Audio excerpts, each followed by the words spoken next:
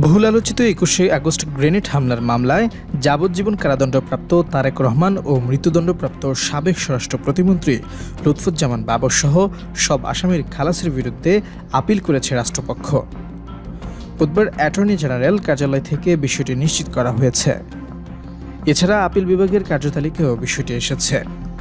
গত ১২ জানুয়ারি বহুল আলোচিত ২১শে আগস্ট গ্রেনেড হামলার মামলায় যাবজ্জীবন কারাদণ্ডপ্রাপ্ত তারেক রহমান ও মৃত্যুদণ্ডপ্রাপ্ত সাবেক স্বরাষ্ট্র প্রতিমন্ত্রী লুৎফুজ্জামান বাবরসহ আসামিদের খালাস দেন হাইকোর্ট।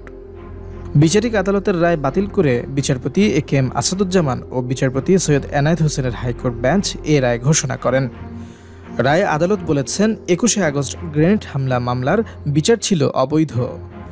আইনি টেকেনা রায়ে বলা হয়েছে যে চার্জশিটের ভিত্তিতে নিম্ন আদালত বিচার করেছিলেন তা আইনগতভাবে গ্রহণযোগ্য ছিল না। সেদিন বেলা ১১টায় রায় ঘোষণা শুরু হয়। ১১:৪৫ রায় পড়া শেষ হয়। রায়ের মূল অংশ পাঠ করেন জ্যেষ্ঠ বিচারপতি এ.কে.এম. আসাদুজ্জামান। আদালতে আসামিদের পক্ষে ছিলেন আইনজীবী এস.এম. শাহজাহান ও আইনজীবী মোহাম্মদ শিশির মনির। তারা এই মামলার শুরু থেকে আসামি পক্ষে শুনানি করেছেন।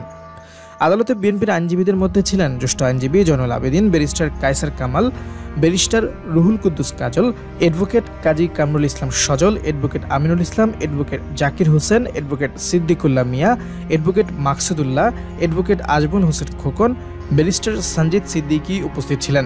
এর আগে ৪ দিন আপিলের উপর শুনানি শেষে রায়ের দিন ধার্য করা হয়েছিল।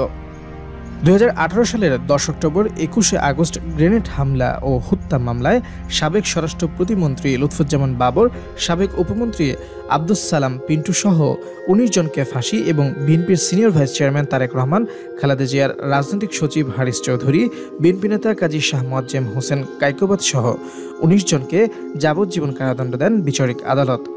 পরে ওই বছরের ২৭ নভেম্বর মামলার বিচারিক আদালতের রায় প্রয়োজনীয় নথিসহ হাইকোর্টের ডেথ রেফারেন্স শাখায় এসে পৌঁছে।